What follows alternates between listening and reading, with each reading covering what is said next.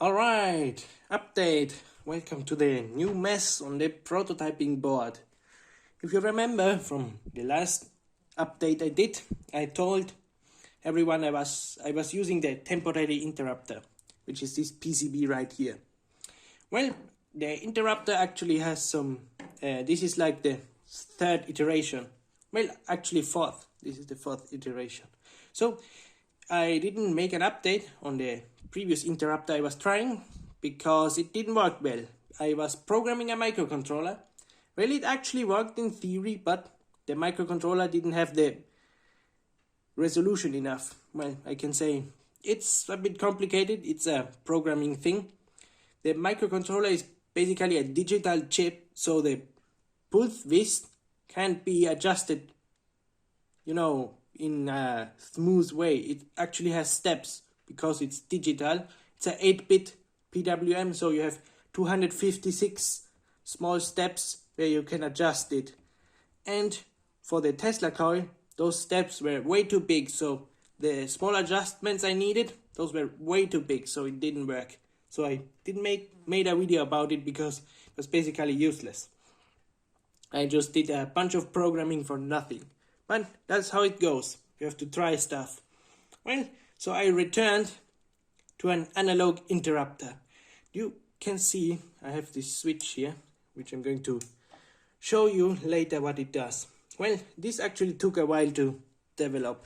This is basically a pretty much black magic what's going on in this circuit here, because I wanted it as simple as possible, but I wanted something that is not that easy to do. So let me just show you.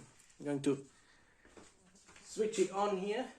There we go. You can hear the switch. You can see the LED here is illuminating. That shows that the power is there. So now we have this switch. Yes, I'm using a keyboard switch.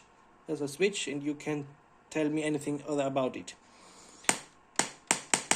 Now we have this mode, which is basically a single trigger mode. You press the button and it triggers. Do it faster, it does it faster. Basically like a semi-automatic.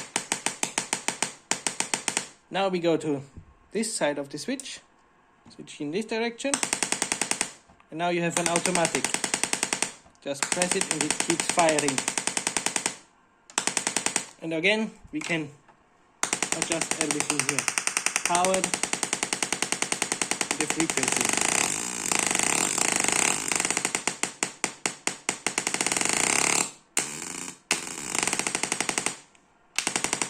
The ranges of the potentiometers here still need to be adjusted. I have to lock them so that nobody can actually turn them over the desired power I want the circuit to draw, else the components are going to overheat. So that's still an adjustment I need to make, but basically this is already the internals of the Udongun. This is everything I wanted.